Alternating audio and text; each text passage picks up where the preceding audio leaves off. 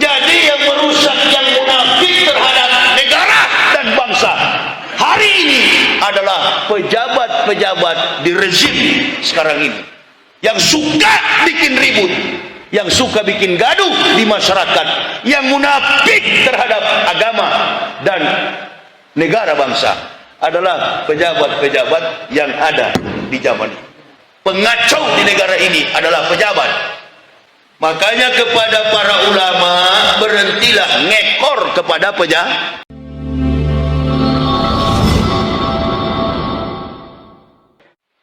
Wahai Muhammad, wahai Nabi, wahai Rasulullah, perangilah orang-orang kufar, kafir, wal munafikin. Orang munafik, enemy in the blanket. Ini orang munafik ini lebih bahaya daripada kafir. Kalau kafir kita tahu, dalam kehidupan bertetangga, dalam kehidupan bermasyarakat, berbangsa, bernegara, orang kafir kita tahu. Di kompleks kita tahu mana Muslim, mana kafir, dari nama mereka, identitas mereka. Tanpa menyebut agama mereka, kita sudah tahu dari karakter dan identitas pribadi orang tersebut. Kita bertetangga dengan Abdullah, kita bertetangga dengan Aminah, kita bertetangga dengan Sulaiman, Ibrahim, Daud, berarti kita bertetangga sama-sama Muslim. Tapi ketika tetangga kita di sebelah kanan namanya Robertus, namanya Spiritus, namanya Stefanus, Tetanus, berarti dia dari identitas kita dapat mengetahui. Tapi yang bahaya ini orang yang selalu di belakang saf pertama Nabi sholat. Makanya saya kalau masuk masjid nggak berani langsung ke depan, nggak berani. Kenapa? Saya teringat satu manusia munafik kelas kakap. Ketika Nabi mengambil saf sebagai imam, dia nggak pernah di belakang, dia selalu di belakang Nabi. Saf pertama Abdullah bin Ubay laknatullah. Itu munafik besar. Saya mengambil mukadimah tadi terkait dengan dialog antara Ibrahim dengan putra tercinta Ismail alaihissalam. Dari ungkapan dialog antara ayah dan putra tercinta, kemudian lahirlah dasar pengakuan keimanan tauhid. Dari satu desa di Assyria, atau dalam bahasa ilmiahnya Hebreu, sekelompok nomaden, pengembara kecil yang dipimpin oleh seorang ayah perampok, kurus dan lapar. Siapa dia? Terah Hasan, ayah daripada Ibrahim alaihissalam. Dari Ur-Kasdim, Babilonia, mereka menyeberang ke sungai Efrat. Di sebelah sungai Efrat itu mereka sampai di tanah Haran. Mana Haran itu, Ustaz? Yang sekarang ini Turki. Mereka hidup di situ, dan ayah daripada Ibrahim alaihissalam meninggal pada waktu itu di tanah Haran. Lalu Ibrahim mengalami satu perjalanan spiritual yang aneh. Apa itu? Dia berjumpa dengan Rabbul Alamin, Allah Subhanahu wa Ta'ala. Dari sinilah Ibrahim mulai mendapatkan keimanan tauhid.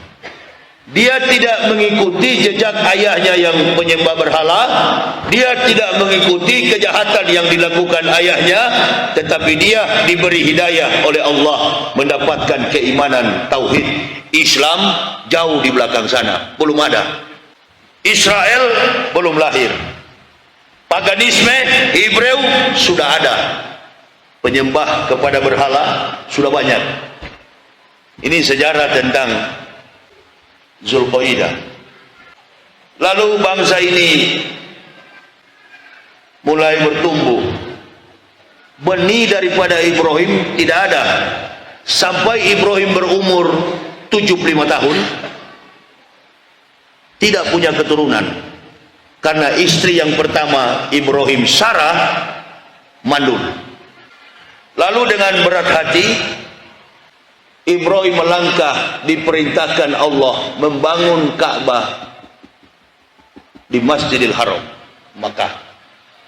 Perintah Allah, Ibrahim, tinggalkanlah negerimu, pergilah ke lembah Makkah yang tandus dan gersang. Bawa batu hitam itu.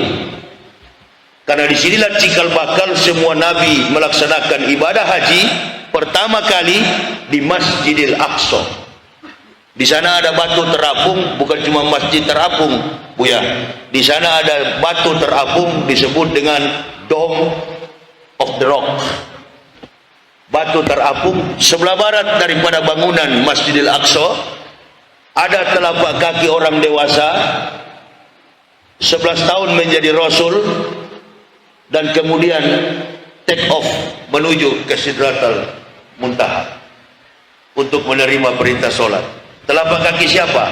Nabi kita Muhammad sallallahu alaihi wasallam. Basement bawah daripada Masjidil Aqsa terjadi satu kali dalam sejarah. Ahmad bin Abdullah, Rasulullah memimpin solat, dihadiri oleh 24.000 ruh dari para nabi. Jadi Masjidil Aqsa ini tempat bersejarah, bukan bangunan orang Yahudi. Ini peninggalan daripada Abu Anbiya, bapak dari orang beriman Ibrahim alaihissalam. Berarti milik umat Islam. Dari sinilah kemudian Allah berikan keturunan kepada Ibrahim, berjumpa dengan wanita yang ada di Mesir sebelah utara dari Yerusalem, itu 100 mil, berjumpa dengan wanita yang sudah ditakdirkan oleh Allah, namanya Hajar, Siti Hajar. Ibrahim ini ketika hendak melintas ke Mesir, karena parasnya istrinya Sarah sangat cantik, maka Ibrahim katakan, hendaknya engkau mengaku sebagai saudaraku perempuan, jangan pernah mengaku sebagai istri. Melintasi Mesir, Firaun kemudian yang senang dengan wanita cantik, karena parasnya Sarah ini sangat cantik sekali. Kemudian diambil oleh Firaun. Ini perempuan yang sedang di atas pelana onta, kayaknya ada makhluk yang bergerak, padahal sudah ditutupi dengan kain pelana itu. Ketahuan oleh Firaun. Aku mencium, katanya, bau wanita. Bangunkan dia. Dibangunkan, dibawa oleh Firaun. Begitu hendak disetubuhi, satu kota Mesir itu ditimpa dengan bala dan bencana. Datang penyakit berat, Firaun tak berani menyentuh Sarah, mengembalikan kepada Ibrahim disertai dengan seorang wanita, Hajar, cikal bakal lahirnya Ismail. Orang kafir Kristen membalikkan cerita ini, padahal di dalam kitab Genesis, di dalam kitab Exodus, kitab Keluaran, Hadebarim, dalam bahasa Ibrani, bahwa yang lahir pertama kali adalah Ismail. Ibrahim berumur 85 tahun, Ismail berumur 13 tahun. Mana buktinya? Ayat yang saya baca tadi. Falama balago mau saya kola ya bunaya ini asrafil manami ani asbauka panzur masutaro. Kola ya abati fal matumar satajidun insyaallah minas sabirin. Ayat inilah satu-satunya yang mendorong saya dan keluarga melihat lebih jauh dasar pondasi keimanan daripada agama Islam. Dan kami keluar dari agama Kristen mengucapkan 2 kalimat syahadat. Bukan masuk Islam karena mau kawin, bukan masuk Islam karena ikut-ikutan, masuk Islam karena ketajaman kemampuan intelektualitas yang didasari atas pengetahuan historik tentang sejarah para nabi. Insya Allah saya lebih paham daripada ibu bapa tentang Islam. Tadi malam saya tanya di masjid, tadi malam masjid Al-Hikmah di Kota Padang, apa nama kitab suci orang Kristen? Sekarang saya mau tanya juga subuh ini, apa nama kitab suci orang Yahudi? Bapak jawab, jangan malu-malu. Apa nama kitab suci orang Yahudi? Jawab saja, jawablah biar salah. Kalau nggak salah nanti nggak pintar ibu bapak. Apa nama kitab suci orang Yahudi? Taurat. Taurat kata beliau. Yahudi ya, bukan Israel saya tanya. Apa nama kitab suci orang Yahudi? Taurat. Apa nama kitab suci orang Kristen? Injil. Baik, bagus sekali. Apa nama kitab suci orang Islam? Al-Quran. Itu yang terakhir benar. Tunggu dulu, saya mau kejar kata Injil ini. Injil ini firman dari Allah atau bukan? Firman. Salah satu firman yang dibawa oleh Nabi Isa alaihissalam. Saya tanya tadi, apa kitab suci Kristen? Injil. Sekarang pertanyaan saya, Nabi Isa Kristen atau Islam? Kalau Islam, kenapa kitab sucinya di gereja? Hati-hati, hati-hati, jangan suka berputar-putar. Supaya kita tidak munafik terhadap agama ini, pengetahuan kita tentang basic Islam itu harus bagus. Ini masjid ini kan dibangun di atas air, di permukaan air, di laut. Temboknya ada, dindingnya ada, tapi saya yakin kalau dasar fondasi di bawahnya lemah, ambruk semua kita hari ini. Ini yang membuat Islam di Indonesia miring, karena mulai dari ulama sampai masyarakat Muslim ternyata dasar fondasi keislamannya lemah. Jadi yang merusak, yang munafik terhadap negara dan bangsa hari ini adalah pejabat-pejabat di rezim sekarang ini, yang suka bikin ribut, yang suka bikin gaduh di masyarakat, yang munafik terhadap agama dan negara bangsa adalah pejabat-pejabat yang ada di zaman ini. Pengacau di negara ini adalah pejabat. Makanya kepada para ulama, berhentilah ngekor kepada pejabat. Dana haji hilang. Begini ya, saya kasih contoh sederhana, simple logic. Ini masjid mengumumkan minggu ini akan dibangun tempat berwudu. Begitu diumumkan, tukangnya datang, saldo kas masjid akan diambil untuk pelaksanaan pembangunan tempat berwudu. Begitu diambil, saldonya nihil. Berarti yang caplok, yang tilep siapa? Yang ambil siapa? Pengurus masjid, khususnya bendahara yang tahu. Nah, jadi nggak usah ribut-ribut. Saya dari kafir masuk Islam, digaji oleh Stuttgart, Jerman. Saya waktu masih kafir, masih rektor pendeta dulu. Sorban ini saya bilang taplak meja. Saya suka menghina Islam. Gamis ini saya katakan kain pintu. Semua yang saya hina sekarang saya pakai. Makanya kalau saya turun mobil lupa sorban, istri saya bilang, "Pak, taplak meja jangan lupa." Apa saya sedih dengan keadaan sekarang? Tidak. Kaki saya menyeberang ke Jerman, pergi ke Belanda, kemana negara-negara yang disebut dengan Eropa dan Amerika. Hati saya tidak tenang. Sekarang saya keliling dari Nyalo, Kapo-Kapo, sampai ke Painan Selatan. Hampir 15 tahun, Ambo sekeluarga berkeliling Indonesia menegakkan Islam. Malam berganti siang, siang berganti malam. Hampir 15 tahun pekerjaan saya begini. Harga yang dibayar ghadwatun fisabilillahi aw rahautun khairun minad dunya wa ma fiha. Berangkat pagi atau sore berjuang di jalan Allah lebih mulia daripada dunia dan segala isinya. Orang dari kafir masuk Islam, menegakkan Islam, mengambil bagian di dalam menegakkan Islam. Ini yang sudah ulama, yang sudah pejabat, justru merongrong, merusak Islam. Sabar saja jamaah, doakan di makhluk-makhluk ini supaya mereka cepat mati semua. Amin ya robbal. Karena di dalam hadis ada itu Buya ya, man tawada bil baqai faqad soba'an yuslahi fil ardihi.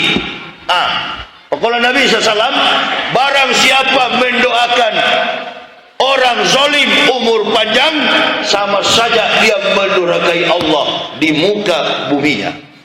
Jadi jangan didoakan umur panjang, doakan cepat mati. Apalagi subuh-subuh begini, Masya Allah, nggak ditolak tuh doa itu. Ini orang munafik ini kan begitu. Waktu dia jaya, waktu dia berkuasa, sterek. Nggak peduli dia. Mau saudara kaum muslim, nggak peduli. Dibantai, dibunuh, tangannya berdarah.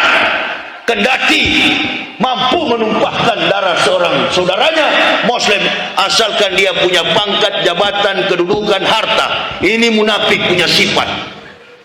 Allahu Akbar. Ulama dipenjarakan. Orang munafik sekarang ini sedang bersekongkol. Mental duniawi, hubud dunia, rasul uli hujat. Salah satu ciri munafik juga, walaupun dia tidak dalam golongan itu, adalah yang berpikir, nggak peduli.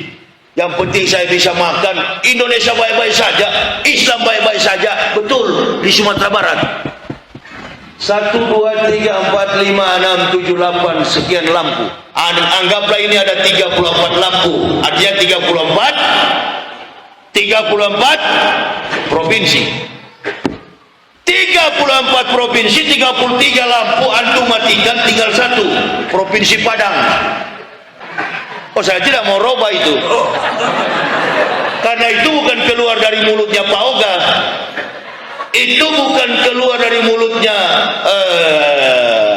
Pak Lurah.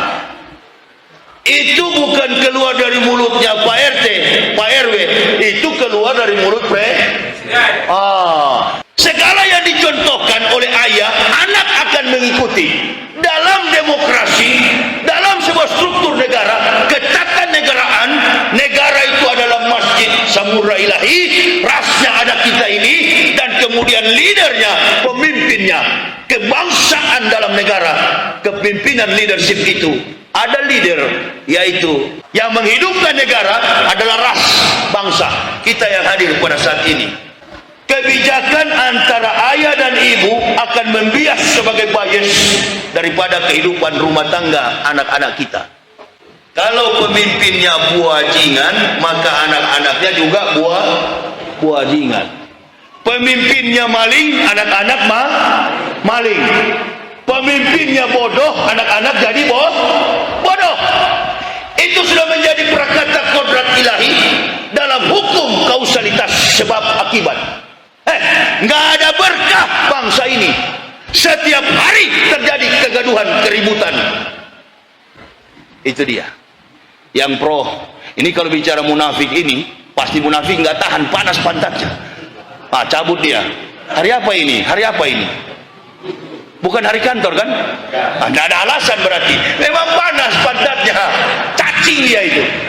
Tabur satu-satu. Yang bertahan itulah yang jujur. Yang munafik cabut pasti. Saya adalah orang yang sudah berlabuh dalam satu pelayaran samudra yang luas dan sudah menancapkan saut. Sekali layar terkembang, pantang surut. Ini Ustaz kan pada kabur semua ini. Cuma jago membida-bidakan sama-sama muslim. Giliran berhadapan dengan bahaya, wah, imanuhum fi amplopihim. Ceramah incar-incar amplop. Giliran tempur, lari. Yang disalahkan saudara Muslim. Kita butuh persatuan, kita butuh kesatuan. Kenapa? Kita dikepung oleh anak cucu Yahudi. Walan tardo ankal Yahud walan nasro hatta tatabiya milatahum. Kemarin dulu saya dengan istri ceramah di Padang. Di sela-sela perjalanan menuju ke masjid antara maghrib mau ke isya, istri saya bilang, "Pak, coba mampir sebentar, saya mau beli anggur." Kebetulan ada juga motor parkir beli anggur. Dua orang wanita sedang berboncengan di motorcycle. Yang di depan rambutnya warna pink, yang di belakang kuning seperti ekor kuda. Saya bilang sama istri saya, tunggu, ada dua boneka Barbie. Istri saya bilang, itu orang apa Pak? Saya bilang, nggak tahu, itu boneka kali. Di remote barangkali. Coba lihat baik-baik. Saya tengok, oh orang, matanya besar Pak. Berarti bukan kafir, tapi muslimah ini. Orang awai kok. Pakai short pendek, baju potong, rambutnya warna-warni, turun dari motor. Allahu Akbar. La yaguronaka taqallubul lazina kafaru fil bilad mataun qalil sumamawahum jahannamu wa bi'sal mihad. Jangan kamu mengikuti gaya hidup orang-orang kafir yang ada di sekitarmu. Sesungguhnya tempat kembali mereka neraka jahanam yang sangat pedih. Salah satu tindakan, munafik atau munafik itu? Allahu Akbar. Wajib bagi seorang muslimah berjilbab. Dengan cara begini, orang kafir bertepuk tangan, setan bertepuk tangan, iblis bertepuk tangan. Tak perlu muslimah itu murtad, cukup akhlaknya rusak. Itulah cita-cita orang kafir.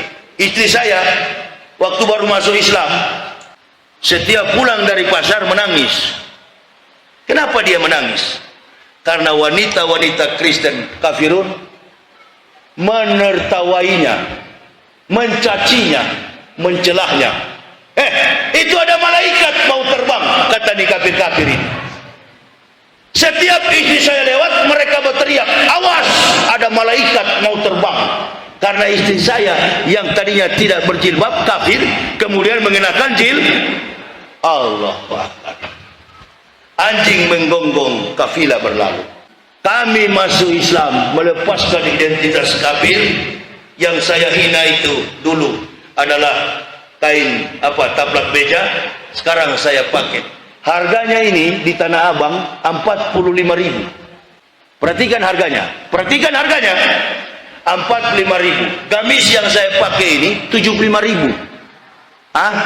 Bandingkan waktu saya masih pendeta dengan sepatu yang saya pakai harganya puluhan juta, jas dan lain sebagainya, Europe style, harganya sampai puluhan juta. Sekarang ini cuma berapa ratus ribu, total dari bawah ke atas adalah 100.000.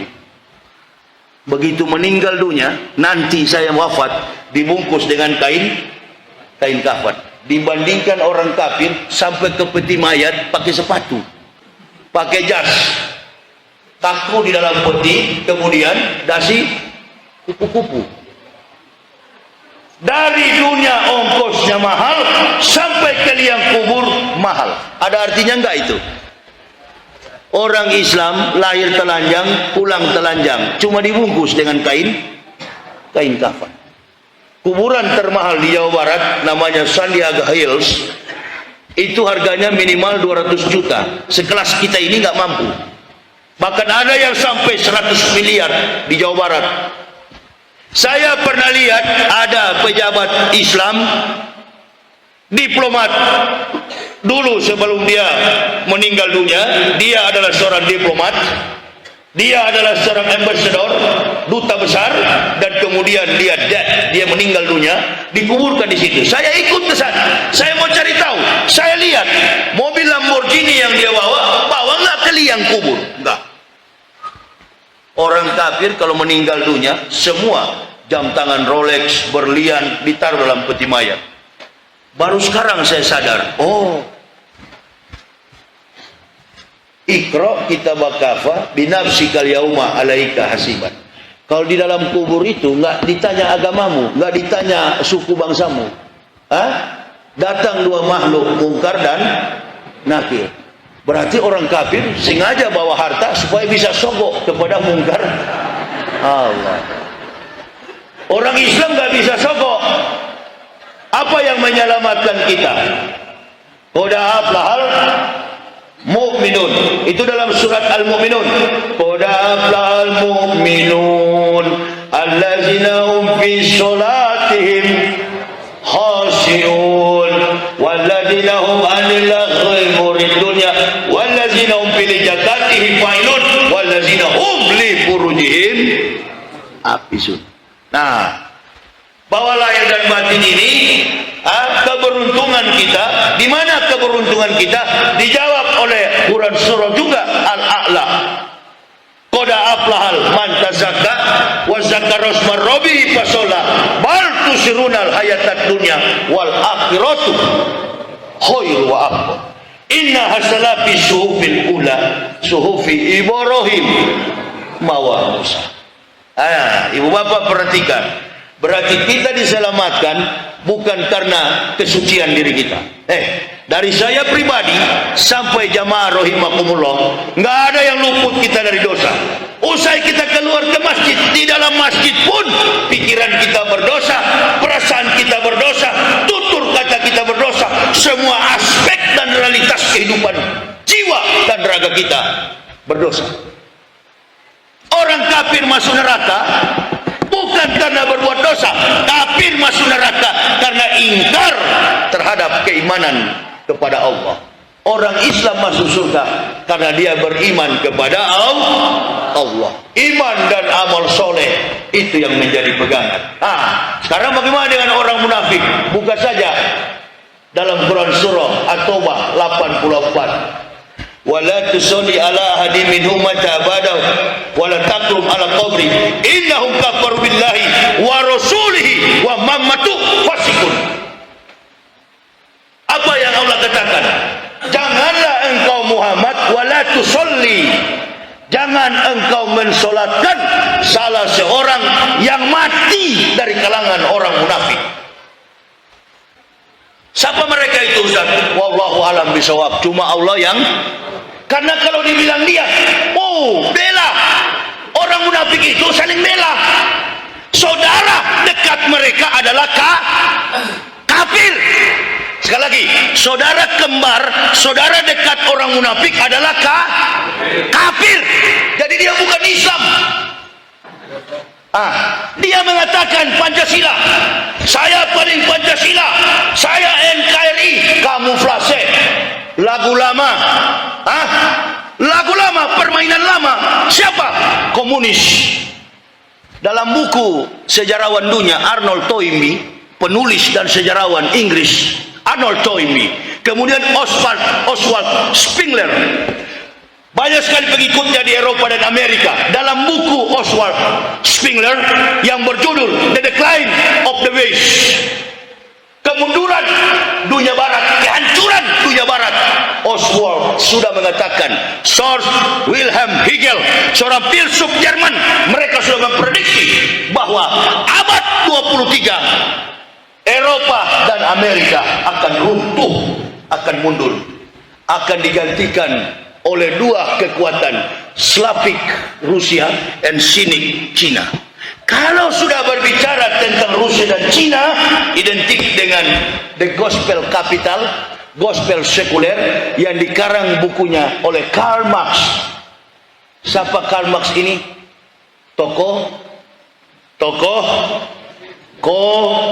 komunis. Abad 23 nggak ada lagi dunia Eropa. Israel tenggelam, tinggal nama dan sejarah. Tapi kata Arnold Toynbee, akan muncul satu peradaban yang pernah bangkit di abad 13-14 dan abadi dalam satu peradaban Islamik Muhammadan, agama Islam. Dari mana dia muncul? Dari Timur Asia. Mana Timur Asia? Indo. Allahu Akbar. Allahu Akbar. Akan muncul dari timur Indonesia. Peradaban Islam akan bangkit, Eropa tenggelam, Amerika tenggelam. Ini sudah abad keberapa? Sekarang abad keberapa? Mil keberapa sekarang? Nah, mil keberapa? Mil kedua, abad 20, milenium itu 1000 tahun, nggak ada bangsa yang bertahan kuat 1000 tahun. Yunani dengan kekuatan filsafatnya hanya 500 tahun.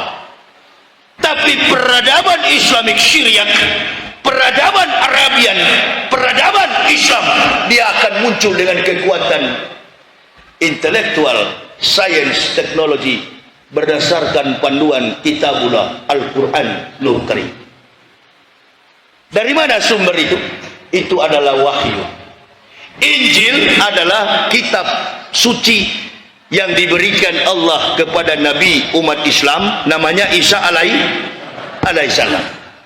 Antum tidak akui Isa sebagai Nabi, nggak sah iman Islam. Di Kristen itu bukan Isa, Yesus Kristus. Lakum dinukum, yes. Agamamu agamamu, agamaku agamaku. Di Israel itu bukan Taurat. Taurat sudah tidak ada. Taurat itu dalam 2 loh batu, sudah terangkat ketika Musa wafat. Taurat itu adalah lembaran kitab yang ditulis, dipecahkan di atas 2 loh batu, 5 and 5, yang disebut dengan the 10 Commandments. Di mana dia sekarang? Al-Quran. Mana Injil itu? Al-Quran. Semua kitab yang pernah dibawa oleh para nabi disempurnakan sekarang ini dalam Al-Quran. Jadi Injil itu bukan di Kristen. Kitab Kristen itu 200 tahun Al-Masih sudah diangkat di langit keempat, baru kitab itu ada. Paham kira-kira? Injil tidak pernah ada dalam bentuk kitab asli, bahasanya bahasa Suryani. Makanya orang Kristen bingung mencari naskah aslinya, termasuk saya dulu. Saya mencari naskah asli Injil, menemukan kalimatnya dalam kitab suci Al-Quran. Tanya kepada Yahudi, Injil disimpan di mana, di? Yahudi bilang disimpan di dasar laut mati. Bullshit.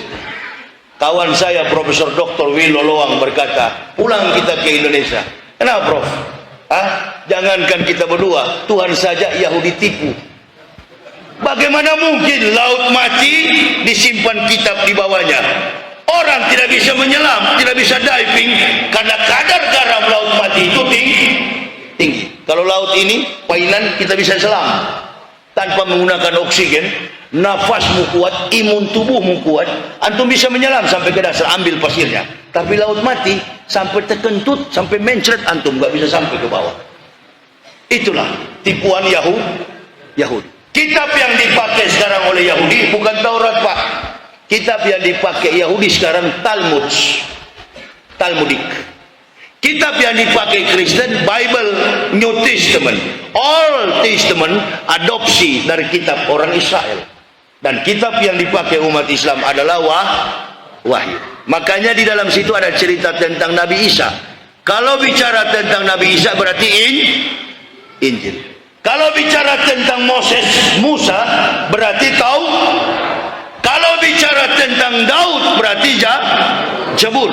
Bicara tentang Soleman, bicara tentang Lut, bicara tentang Nabi Nuh, itu adalah merupakan prasejarah, pramasehi, before Christ, bercerita tentang historik kebenaran daripada Jabur.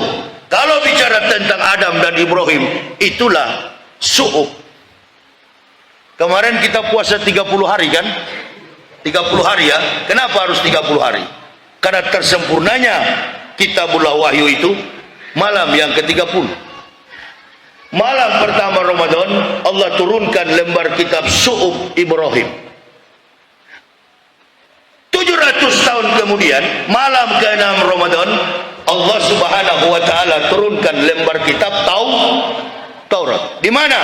Di Bukit Tursina. Begitu Allah serahkan kepada Musa, ini Taurat, ajarkan kepada Bani Israel.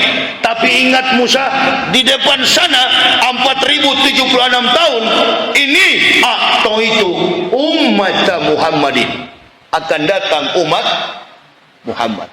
Nur aini kaila yadarhum zulmatani. Aku akan menerangi mereka dengan dua cahaya dari dua kegelapan. Musa bertanya, manur aini ya Rabbi, dua cahaya apa itu ya Tuhanku? Wa qala Allah Ta'ala, nuru Quran wa nuru Ramadan. Cahaya Quran, cahaya Ramadan. Wa ma julmatani ya Rabbi, untuk menerangi kegelapan apa itu ya Tuhanku? Julmatul qabri wal yaumal kiamat, untuk menerangi mereka dari siksa kubur dan siksa hari kiamat. Saya kaget nih ustaz-ustaz sekarang, kalau ceramah neraka. Semua umat Islam neraka, bidah kafir kepada sesama ini ustaz, ini ada gangguan barangkali. Antum kalau bilang neraka jangan kepada saudara muslim. Kalau betul-betul antum pendakwah, katakan kepada kafir bahwa mereka adalah ahli neraka. Poinnya tinggi. Kalau kafir percaya dia masuk Islam, antum yang meroleh pahala. Tapi kalau antum membidah-bidahkan, mengkafir-kafirkan orang Islam, antum sendiri akan masuk neraka. Ini, jadi jangan jadikan agama ini seperti sales, seperti pertarungan dagang. Siapa yang paling top, siapa yang paling viral, siapa yang paling terkenal, kondang, itu yang paling laku. Innalillahi wallahu bikulli syai'in alim. Sesungguhnya Allah Maha tahu semua niat, inamal a'malu binniyat. Setelah ada begini, setelah diancam-ancam, banyak ulama di penjara, bahkan banyak yang meninggal dunia, bahkan ada yang mengatakan cebong si PKI. Mereka berkata, setelah Tengku Jul meninggal, berikutnya kamu Yahya Waloni. Alhamdulillah, itu yang ambok tunggu. Ibu bapak mau berangkat ke surga, mimpi ke surga, mati dulu. Mau masuk surga, ya mati dulu kawan. Nggak ada lantas diam-diam begini langsung terpindah ke surga. Maaf, wafat dulu. Kalau mati di jalan Allah, itu yang menjadi dambaan kami para mujahid yang ancam PKI, Slavik sini. Coba lihat kekuatan Cina dan Rusia sekarang. Amerika mulai ke belakang. Cina sangat ditakuti karena konsep komunis. Indonesia hancur begini, pejabat kita jadi munafik terhadap agama, bangsa dan negara. Mereka pro-pro Pancasila itu, menekan para ulama yang tidak setuju dengan paham mereka, kemudian bersekongkol dengan orang-orang yang tidak berkompeten, membusukkan para ulama, membusukkan para tokoh-tokoh Islam, mengadu domba antara Ustadz A, Ustadz B, Buya A, Buya B, ulama A, ulama B. Konsep siapa? Komunis. Hantam habis-habisan. Jangan Ustadz, ini nanti diancam. Enggak lah. Enggak. Musibah yang datang kepada kita, ma'al sabak bi musibatin illa bi'idnillah, kecuali dengan izin Allah. Antum juga tidak ceramah tentang kebenaran, kalau waktunya mau mati juga. Siapa nama dek? Joni. Pulang dari masjid, antum langsung direbut di depan pintu oleh malaikat Israel. Kenal sama Israel? Ya, kenal kan? Pencabut. Jangan, usah pucat John. Nggak usah pucat. Biasa aja John. Begitu diambil John di depan pintu, besok sebentar juga kita kuburin. Tengku maghrib berangkat, malam juga kita kuburi. Antum dibawa ke pemakaman umum, TPA, tempat TPU, tempat pemakaman umum. Di sana dikuburkan ini. Datang dua makhluk. Bukan ustaz kan? Bukan ustaz, bukan buya. Kalau bukan buya, bangunan malaikat bangunnya pakai kaki. Joni bangun, bangun. Kaki kiri lagi Joni. Bangun. Waktu di dunia ini waktu Muhammadiyah. Kalau pakai celana begini Muhammadiyah kan? Joni pasti jawab. Alhamdulillah Pak, saya Muhammadiyah. Kalau Muhammadiyah deh, surganya agak ke kanan, lampu merah, Indomaret. Besok lagi, yang pakai sarung. Ditanya, NU atau Muhammadiyah? NU. Allahu Akbar, kata malaikat. Yang kiainya terima amplop begini tebal ya? Ya kan? Munafiq. Imanuhum fi. John, sampai capek antum punya jari yang sering bertashahud, Antum buka Al-Quran, antum buka hadis, semua dari surat Al-Fatihah sampai Quran surah An-Nas 114 surat, 30 juz, 6.666 ayat. Ada nggak bicara tentang Muhammadiyah, tentang NU, tentang Al-Wasliyah, tentang Naqsabandiyah, tentang FPI, tentang Banser, Ansor, Banseret? Ada nggak? Kenapa antum pada ribut soal itu? Ada satu yang baru lagi ini, Rojak. Bidah kafir di saat orang perang dia di belakang layar. Ini tuh pengecut. Tadi malam saya jam 2 itu ada di warung, karena saya mengantuk berat beli kopi. Di warung kopi ada anjing kuning, warnanya kuning. Saya mau tabrak pantatnya, ekornya masuk ke dalam begini. Itulah manusia pengecut, ekornya suka termasuk. Berani kepada saudara berhenti itu. Kalau antum hanya berani kepada muslim, antum pengecut besar. Saatnya sekarang kita bersatu. Salah satu ciri sifat munafik adalah suka merendahkan saudara muslim. Berhenti. Walaupun kau jago bahasa Arab, di dadamu ini bersarang 30 juz, ahli dalam tafsir Quran, di kepalamu bersarang ribuan hadis, balago Arabikmu tersusun rapi. Kerjaanmu tiap hari hanya menyalahkan saudara muslim. Antum bukanlah apa-apa di hadapan seorang yang beriman.